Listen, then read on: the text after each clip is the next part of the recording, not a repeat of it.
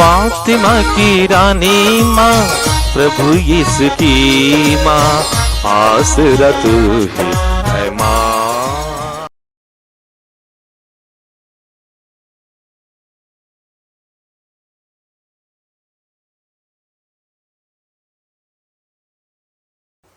पहला पाठ नबी मलाकी का ग्रंथ, अध्याय 3, पद संख्याएं 1 से 4 तक।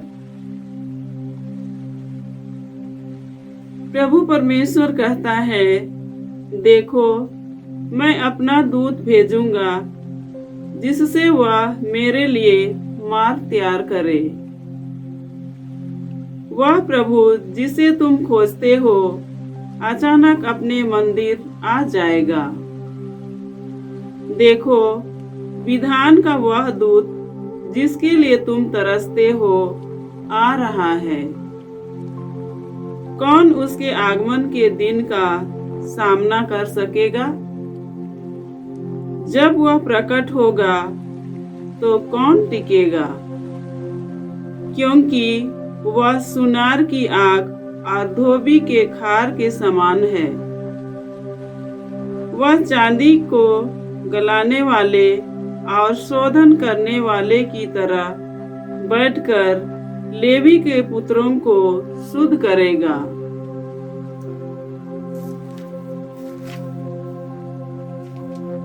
और सोने चांदी की तरह उनका परिष्कार करेगा। तब वे योग्य रीति से ईश्वर को भेंट चढ़ाएंगे और प्रभु परमेश्वर प्राचीन काल की तरह यहूदा और यरूशलेम की भेंट स्वीकार करेगा। प्रभु की वाणी। ईश्वर को धन्यवाद। भजन अनुवाक्य। वह महाप्रतापी राजा कौन है? प्रभु ही वह महाप्रतापी राजा है। वह महाप्रतापी राजा कौन है? प्रभु ही वह महाप्रतापी राजा है। ये फाटको मेहराब ऊपर करो, ये प्राचीन द्वारों ऊंचे हो जाओ। महाप्रतापी राजा को प्रवेश करने दो। अनुवाक्य। वह महाप्रतापी राजा कौन है? प्रभु ही वह महाप्रतापी राजा है। वह महाप्रतापी राजा कौन है? प्रभु ही वह महाप्रतापी राजा है।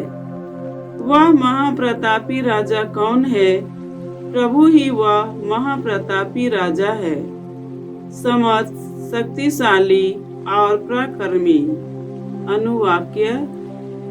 वह महाप्रतापी राजा कौन है? प्रभु ही वह महाप्रतापी राजा है। वह महाप्रतापी राजा कौन है? प्रभु ही वह महाप्रतापी राजा है। वह महाप्रतापी राजा कौन है? वह महाप्रतापी राजा विश्वमंडल के प्रभु है। वह महाप्रतापी राजा कौन है? प्रभु ही वह महाप्रतापी राजा है। वह महाप्रतापी राजा कौन है? प्रभु ही वह महाप्रतापी राजा है। दूसरा पाठ इब्रानियों के नाम संत पौलुस का पत्र, अध्याय 2, पद संख्याएं 14 से 18 तक। परिवार के सभी सदस्यों का रक्त मांस एक ही होता है, इसलिए यीशु भी हमारी ही तरह मनुष्य बन गए, जिससे वह अपनी मृत्यु द्वारा मृत्यु पर अधिकार रखने वाले शैतान को परास्त करे और मृत्यु के भय से दास्ता में जीवन बिताने वाले मनुष्य को मुक्त कर दे। वह स्वर्गदूतों की नहीं बल्कि इब्राहिम के वंशजों की शुद्धि लेते हैं। इसलिए यह आवश्यक था कि वह सभी बातों में अपने भाइयों के सादृश्य बन जाएं, जिससे वह ईश्वर संबंधी बातों में मनुष्यों के दयालु और ईमानदार महायाजक के रूप में उनके पापों का प्रायश्चित कर सके। उनकी परीक्षा ली गई और उन्होंने स्वयं दुख भोगा है, इसलिए वह परीक्षा में दुख भोगने वालों की सहायता कर सकते हैं। प्रभु की वाणी। ईश्वर को धन्यवाद। जय घोष। Hallelujah, hallelujah. गैर यहूदियों के लिए ज्योति और तेरी प्रजा इस्राएल का गौरव। हालेलुया। प्रभु आप लोगों के साथ हो और आपकी आत्मा के संत साथ। लूकस के अनुसार पवित्र सुसमाचार हे प्रभु तेरी महिमा हो। अध्याय 2 पद संख्याएं 22 से 40 तक। जब मूसा की संहिता के अनुसार शुद्धिकरण का दिन आया तो वे बालक को प्रभु को अर्पित करने के लिए यरूशलेम ले गए। जैसा कि प्रभु की संहिता में लिखा है, हर पहलौठा बेटा प्रभु को अर्पित किया जाए, और इसलिए भी कि वे प्रभु की संहिता के अनुसार पंडुकों का एक जोड़ा या कपोत के 2 बच्चे बलिदान में चढ़ाए। उस समय यरूशलेम में सिमेयोन नामक एक धर्मी तथा भक्त पुरुष रहता था। वह इस्राएल की सांत्वना की प्रतीक्षा में था और पवित्र आत्मा उस पर छाया रहता था। उसे पवित्र आत्मा से यह सूचना मिली थी कि वह प्रभु के मसीह को देखे बिना नहीं मरेगा। वह पवित्र आत्मा की प्रेरणा से मंदिर आया। माता पिता शिशु यीशु के लिए संहिता की रीतियां पूरी करने जब उसे भीतर लाए तो सिमेयोन ने यीशु को अपनी गोद में ले लिया और ईश्वर की स्तुति करते हुए कहा, प्रभु अब तू अपने वचन के अनुसार अपने दास को शांति के साथ विदा कर, क्योंकि मेरी आंखों ने उस मुक्ति को देखा है जिसे तूने सब राष्ट्रों के लिए प्रस्तुत किया है। यह गैर यहूदियों के प्रबोधन के लिए ज्योति है और तेरी प्रजा इस्राएल का गौरव। बालक के विषय में ये बातें सुनकर उसके माता पिता अचंभे में पड़ गए। सिमेयोन ने उन्हें आशीर्वाद दिया और उसकी माता मरियम से यह कहा, देखिए, इस बालक के कारण इस्राएल में बहुतों का पतन और उत्थान होगा। यह एक चिन्ह है जिसका विरोध किया जाएगा। इस प्रकार बहुत से हृदयों के विचार प्रकट होंगे और एक तलवार आपके हृदय को आर पार भेदेगी। अन्ना नामक एक नबिया थी जो असेर वंशी फनुएल की बेटी थी। वह बहुत बूढ़ी हो चली थी। वह विवाह के बाद केवल 7 बरस अपने पति के साथ रहकर विधवा हो गई थी और अब 84 बरस की थी। वह मंदिर से बाहर नहीं जाती थी और उपवास तथा प्रार्थना करते हुए दिन रात ईश्वर की उपासना में लगी रहती थी। वह उसी घड़ी आकर प्रभु की स्तुति करने और जो लोग यरूशलेम की मुक्ति की प्रतीक्षा में थे वह उन सबों को उस बालक के विषय में बताने लगी। प्रभु की संहिता के अनुसार सब कुछ पूरा कर लेने के बाद वे गलीलिया अपनी नगरी नाजरेत लौट गए। बालक बढ़ता गया, उसमें बल तथा बुद्धि का विकास होता गया और उस पर ईश्वर का अनुग्रह बना रहा। प्रभु का सुसमाचार। हे क्रिस्त तेरी स्तुति हो। जय यीशु क्रिस्त में प्रिय भाई और बहनों, 2 फरवरी को हम लोग मंदिर में प्रभु यीशु के समर्पण का पर्व मनाते हैं और उसी दिन हम लोग समर्पित लोगों का दिन भी मनाते हैं।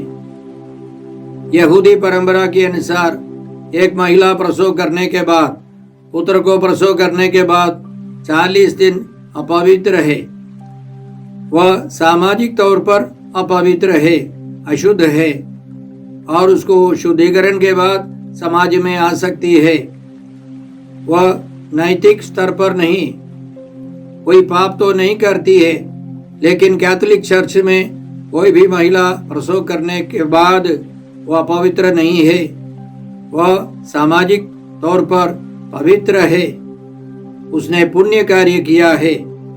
लेकिन यहूदी परंपरा के अनुसार आज्ञा पालन करते हुए उन विधियों को पूरा किया। इस्राएली लोग एक मुक्तिदाता की प्रतीक्षा में थे और कई प्रकार के लोग कई प्रकार की उम्मीदें रखते थे। उदाहरण के लिए कई लोगों ने विश्वास किया, उम्मीद की कि दाऊद के समान एक महाराजा आएगा और जकरियस के ग्रंथ को पढ़कर कई लोगों ने विश्वास किया एक महापुरोहित आकर मंदिर को महिमान्वित करेगा। विधिवरण ग्रंथ अध्याय 18 में प्रसंज्ञा 15 में मूसा ने इस प्रकार बताया था, तुम्हारा प्रभु ईश्वर तुम्हारे बीच तुम्हारे ही भाइयों में से तुम्हारे लिए मुझ जैसा एक नबी उत्पन्न करेगा, तुम लोग उसकी बात सुनोगे। मूसा ने उसके समान एक नबी की भविष्यवाणी की और इसलिए इस्राएल के लोग एक नबी राजा की प्रतीक्षा में थे। इसलिए हम लोगों ने आज के पहले पाठ में मलाकी का ग्रंथ अध्याय 3 प्रसंगाई 1 से इसी प्रकार सुना। प्रभु ईश्वर ये कहता है, देखो मैं अपना दूत भेजूंगा जिससे वह मेरे लिए मार्ग तैयार करे। वह प्रभु जिसे तुम खोजते हो अचानक अपने मंदिर में आ जाएगा। तो वह प्रभु है, मंदिर में आने वाला है, मंदिर से जुड़े रहने वाला है। देखो विधान का वह दूत जिसके लिए तुम तरसते हो आ रहा है। कौन उसके आगमन के दिन का सामना कर सकेगा? जब वह प्रकट होगा तो कौन टिकेगा? क्योंकि वह सुनार की आग और धोबी के खार के सदृश है। वह चांदी गलाने वाले और शोधन करने वाले की तरह बैठकर लेवी के पुत्रों को शुद्ध करेगा और सोने चांदी की तरह उसका परिष्कार करेगा। तब वे योग्य रीति से ईश्वर को भेंट चढ़ाएंगे और प्रभु ईश्वर प्राचीन काल की तरह यहूदा और यरूशलेम की भेंट स्वीकार करेगा। तो उनका मानना था जो प्रभु अचानक मंदिर में आएगा वह एक नया तरीका शुरू करेगा। वह पवित्र करने वाला है, वह विशेष बलि चढ़ाने वाला है। यह भविष्यवाणी प्रभु यीशु में पूरी हो गई है। हम जानते हैं प्रभु यीशु बचपन से ही, जन्म के 4थे दिन से ही मंदिर से जुड़े हैं। हम प्रभु को धन्यवाद देते हैं क्योंकि प्रभु यीशु एक नए महापुरोहित के रूप में आए हैं, एक महान राजा के रूप में आए हैं, एक महान नबी के रूप में आए हैं और इस्राएलियों की प्रतीक्षा के ऊपर वे महान राजा, वे महान नबी, महापुरोहित के रूप में आए हैं। हम धन्यवाद देते हैं। आज का दूसरा पाठ इब्रानियों के नाम पत्र से है, अध्याय 2 संख्या 14 से। इसमें हमने इस प्रकार सुना, परिवार के सभी सदस्यों का रक्त मांस एक ही होता है, इसलिए वह भी हमारी ही तरह मनुष्य बन गए। प्रभु यीशु ही हमारी ही तरह मनुष्य बन गए जिससे वह अपनी मृत्यु द्वारा मृत्यु पर अधिकार रखने वाले शैतान को परास्त करे और दास्ता में जीवन बिताने वाले मनुष्यों को मृत्यु के भय से मुक्त कर दे। तो प्रभु यीशु इस दुनिया में आए एक विशेष उद्देश्य लेकर, मानव मुक्ति के लिए, मनुष्य को ईश्वर की संतान बनाने के लिए। आगे हमने सुना, इसलिए यह आवश्यक था कि वह सभी बातों में अपने भाइयों के सदृश बन जाए, जिससे वह ईश्वर संबंधी बातों में मनुष्यों के दयालु और ईमानदार प्रधान याजक के रूप में उनके पापों का प्रायश्चित कर सके। 40 दिन के बालक यीशु मंदिर आए प्रधान याजक बनने के लिए। धीरे धीरे वे उसी मंदिर से जुड़े रहेंगे और उस मंदिर के आगे महापुरोहित की भूमिका निभाने के लिए यीशु आए। हम लोग बाइबल में पढ़ते हैं, लोहे से लोहा पजाया जाता है, मनुष्य की मुक्ति मनुष्य से होती है। जैसे एक लोहे को पजाने के लिए दूसरा लोहा चाहिए और तीसरा लोहा चाहिए। एक लोहे को गरम कर दूसरे लोहे पर रखकर तीसरे लोहे से पीटते हैं, उसे रगड़कर उसको तेज करते हैं। उसको पजाने के लिए लोहा चाहिए। इसी तरह मनुष्य की मुक्ति के लिए मनुष्य चाहिए। इसलिए पिता ईश्वर ने अपने एकलौते पुत्र को मनुष्य के रूप में भेजा। मनुष्य को मुक्ति देने के लिए प्रभु यीशु मनुष्य बनकर आए। इसलिए सबसे अंतिम वचन इस प्रकार हमने सुना, उनकी परीक्षा ली गई है और उन्होंने स्वयं दुख भोगा है, इसलिए वह परीक्षा में दुख भोगने वालों की सहायता कर सकते हैं। हम पिता ईश्वर को धन्यवाद देते हैं प्रभु यीशु के आगमन के लिए, प्रभु यीशु के समर्पण के लिए। आज के सुसमाचार में हमने सुना कि 40 दिन के बालक यीशु मंदिर में चढ़ाए गए और माता मरियम ने शुद्धिकरण की प्रक्रिया पूरी की। इसी प्रकार हम लोग पुराने व्यवस्थान में पढ़ते हैं कि अन्ना नामक एक महिला के बच्चे नहीं थे। उसने ईश्वर से प्रार्थना की और ईश्वर ने उसे एक खूबसूरत लड़का बालक दिया। अन्ना ने उसका नाम शमूएल रखा। उसके दूध छुड़ाने के बाद अन्ना ने उस बालक को मंदिर में चढ़ाया। इसके बारे में शमूएल के ग्रंथ अध्याय 1 और संख्या 26 से इस प्रकार हम पढ़ते हैं। अन्ना ने कहा, एली नामक पुरोहित के पास ले जाकर अन्ना ने यह बताया, महोदय क्षमा करे, महोदय आपकी शपथ, मैं वही स्त्री हूँ जो यहीं प्रभु से प्रार्थना करती हुई आपके सामने खड़ी थी। मैंने इस बालक के लिए प्रार्थना की और प्रभु ने मेरी प्रार्थना स्वीकार कर ली, इसलिए मैं इसे प्रभु को अर्पित करती हूँ। यह आजीवन प्रभु को अर्पित है। और उन्होंने वहाँ प्रभु की आराधना की। आगे शमूएल वहाँ रहकर ईश्वर का नबी बन गया, ईश्वर का पुरोहित बन गया। वह बलि भी चढ़ाता था। इसलिए प्रभु यीशु यह दिखाना चाहते हैं कि वे नबियों के नबी, राजाओं के अधिराज, पुरोहितों के महापुरोहित हैं। और प्रभु यीशु अनेकों बार उसी मंदिर गए। 12वें साल प्रभु यीशु मंदिर में पाए गए। शास्त्रियों के साथ तर्क वितर्क करते हुए उनके माता पिता ने उनको पाया। और फिर यीशु बड़े हो गए तो पर्वों में यीशु मंदिर जाते थे।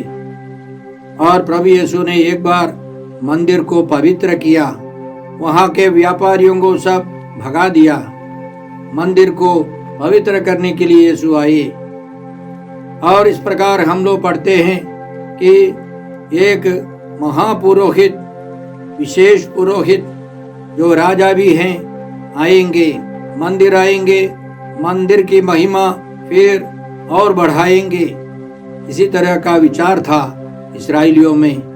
जकरिया के ग्रंथ अध्याय 6 संज्ञा 11 से हम लोग इस प्रकार पढ़ते हैं, सोना और चांदी लेकर मुकुट बनावो और उसे योसादाक के पुत्र महायाजक योशुआ के सिर पर रख दो।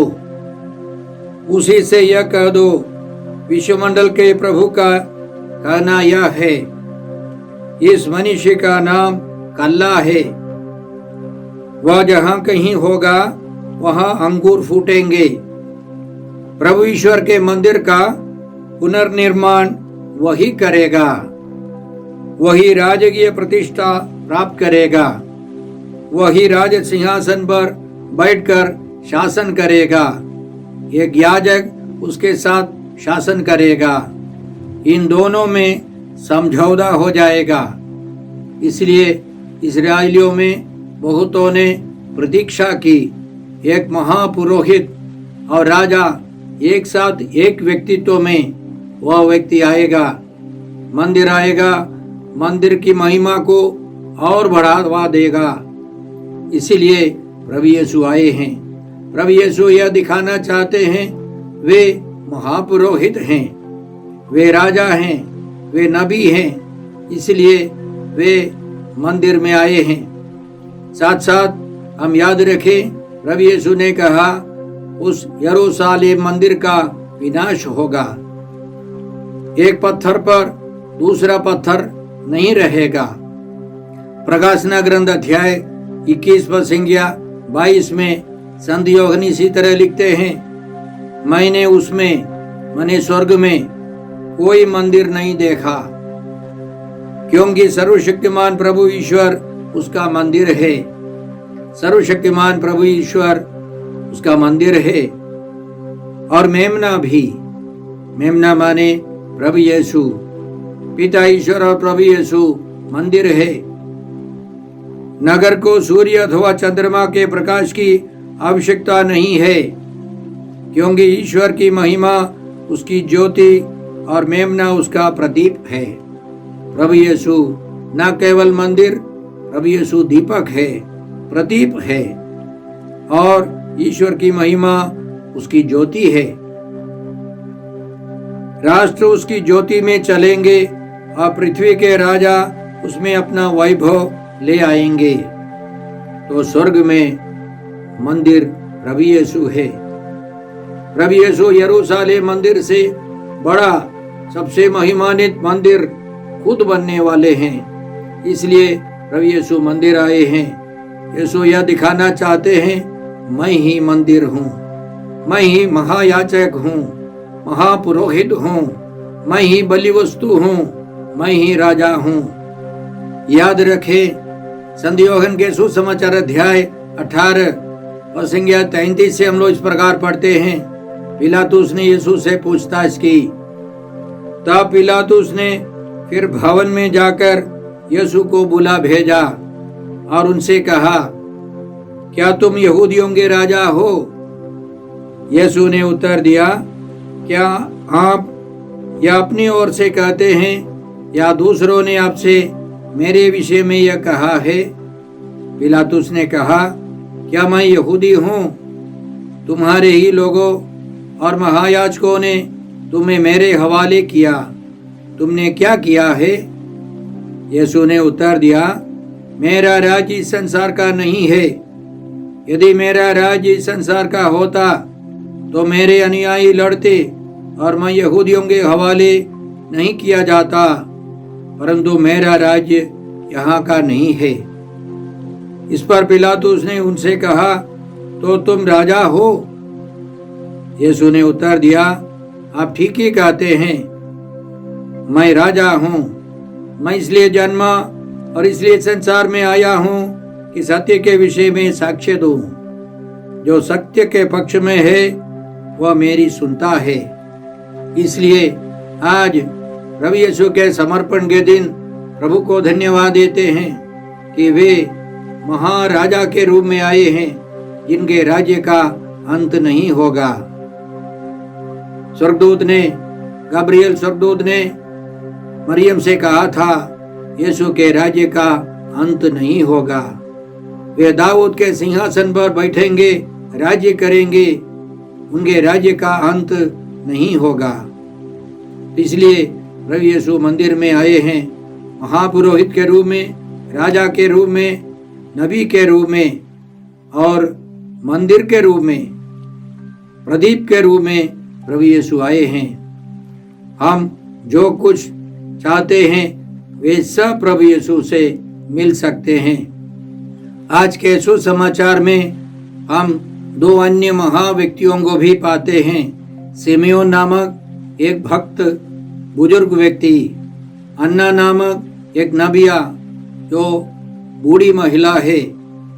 प्रभु यीशु यह दिखाना चाहते हैं कि जो पवित्र आत्मा से संचालित है, पवित्र जीवन बिताते हैं, वे भी उनके साथ मंदिर में आएंगे, उनके पुरोहिताई में शामिल होंगे, राजत्व का हिस्सा पाएंगे, मंदिर का हिस्सा बनेंगे और पुरोहिताई जीवन का यीशु मसीह विशेष पुरोहित है जो जानवरों की बलि नहीं चढ़ाते लेकिन स्वयं अपने को चढ़ाने वाले महापुरोहित यीशु के साथ हम भी शामिल हो जाते हैं।